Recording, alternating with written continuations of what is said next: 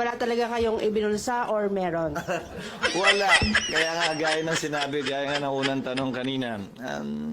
Ayan na naman kayo, tatanungin niyo ako ng ganyan tanong, tapos i-quote niyo ako ng base sa tanong ninyo. I think that's an unfair thing to do, quite frankly.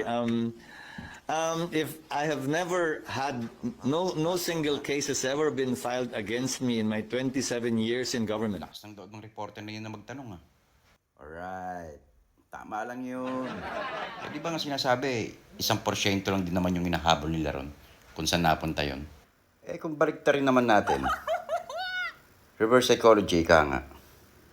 Ilang mayayamang politiko ba at dambuhalang negosyante, mga korporasyon, ang naririto sa Pilipinas? 1% lang din naman sila.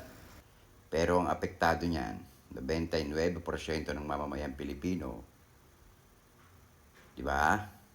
Pukin ang ina mo kang hindot kang hayop kang tanga-tanga kang bobo ka.